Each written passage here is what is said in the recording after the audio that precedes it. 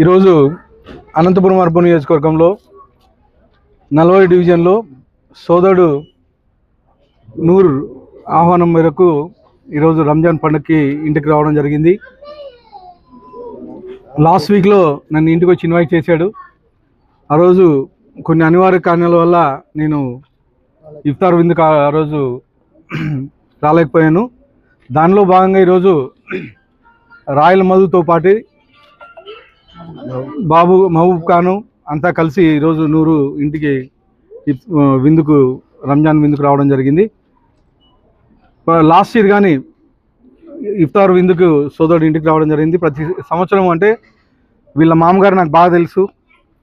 అలాగే లాస్ట్ నేను ఎలక్షన్స్లో నిలబడినప్పటి నుంచి నూరు అయితేమి, ఇక్కడ 40 డివిజన్ కార్పొరేటర్ వాళ్ళ భర్త రాయల మధు అయితేమి, ఖాన్ గారు అయితేమి, వీళ్ళంతా నాకు కుటుంబ సభ్యులు లాంటి వాళ్ళు.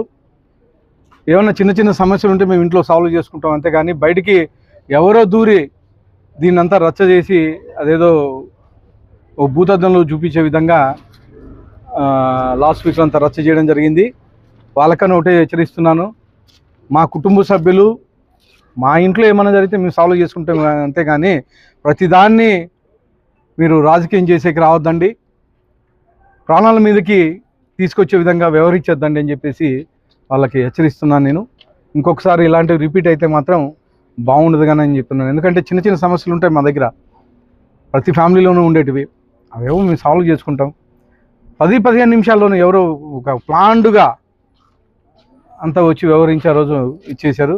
ఆ రోజు కానీ సోదరుడు నూరు కానీ చెప్పడం జరిగింది అన్న నాకు సంబంధం లేదు, కానీ వాళ్ళే వచ్చి దాన్ని ఏదో భూతద్దంలో చూపించి ఇచ్చేశారు.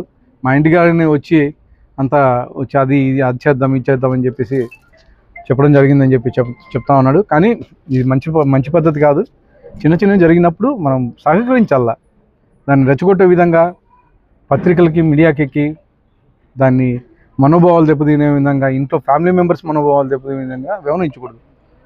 ఇంకొకసారి దయచేసి జేఏసీను లేకపోతే ఇంకోటి వాళ్ళకి చెప్తున్నాను, దయచేసి ఏదైనా ఉంటే సహకరించుకొని మాట్లాడుకొని వెళ్ళిపోదాం. దానికి మీడియాకి ఎక్కేసి ఏదో జరిగిపోతుందని వెనకల కొంతమంది రాజకీయ నాయకుల మాట విని మీరు చేయడం కానీ పద్ధతి కాదు. మా సోదరులు ఇద్దరు హ్యాపీగా ఈరోజు కలిసి నూరు వాళ్ళ ఇంటికి వచ్చి భోంచేస్తాను. ఖచ్చితంగా వీళ్ళందరికీ ధన్యవాదాలు. ఇద్దరికి రాయల్ మధు గారికి నూరు గారికి ఇద్దరు మంచి సోదరులు. ఖాన్ గారు వీళ్ళంతా పొద్దున్న లేచిన నుంచి మొహాలు చూసుకుంటారు, పక్క ఇల్లు.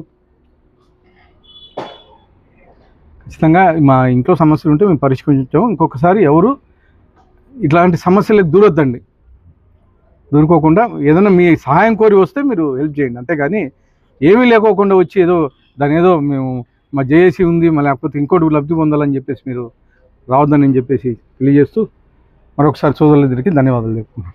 ముందుగా అందరికీ రంజాన్ ఈద్ ముబారక్. ఈరోజు మా తమ్ముడు నూర్ బాషా పిలుపు మేరకు ఈరోజు ఇంటికి రావడం జరిగింది. రంజాన్ విందు విషయంలో అంతా మేము ఫోన్ చేసినాము.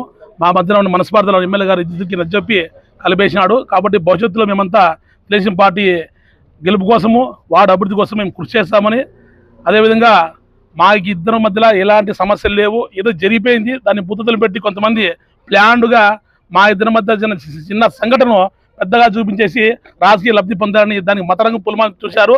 పెద్ద నాయకులతో వచ్చి మాకు లేనిపోనివన్నీ మా వార్డులో కలతపెట్టారు. ఇక్కడ హిందూ ముస్లిం బాయిలో ఉంటాము, దాంట్లో ఎలాంటి మార్పు లేదు. కాబట్టి ఈరోజు ఒకటే చెప్తున్నాము, దయచేసి మీరు రాజకీయాలు చేయకుంటే పెద్ద రాజకీయాలు చేసుకొని మీరు మీ పార్టీకి చూసుకోవాలి, కానీ మా పార్టీలో మేమంతా కలిసిమెలిసి ఉండేవాళ్ళము. మా తమ్ముడు నూర్ బాషా అలాంటి వ్యక్తికి మాకు గలాటు పెట్టారు. మా తమ్ముడు నా గెలుపులో చాలా పాత్ర వహించాడు. మేము మనకి ధర్మాలు చెప్తున్నాము. ఏదైనా తప్పు ఉంటే మేము క్షమించాలంటే వందాకులు క్షమించడం మేము ఎందుకు క్షమించాలడుగుతున్నామంటే, ఇది మతరంగు పులుముకొని ఎక్కడ రాజకీయంగా మా పార్టీకి దెబ్బతింటుందో, మా ఎమ్మెల్యేకి చెడ్డ పేరు వస్తుంది భయపడడం తప్పితే మీరు చేసే స్వార్థ రాజకీయాల కోసము అంతకుమించి మేము భయపడము. మీ తాటకు చొప్పులకు, ఉడత ఊపులకు, మీ కేసులకు, మీ ప్రెస్ మీలకు భయపడి మరోసారి చెప్తున్నాము. ఆ రోజు నేను మాట్లాడంటే మీరు తలకాయ ఎక్కడ పెట్టుకున్నామో తెలిసే కాదు.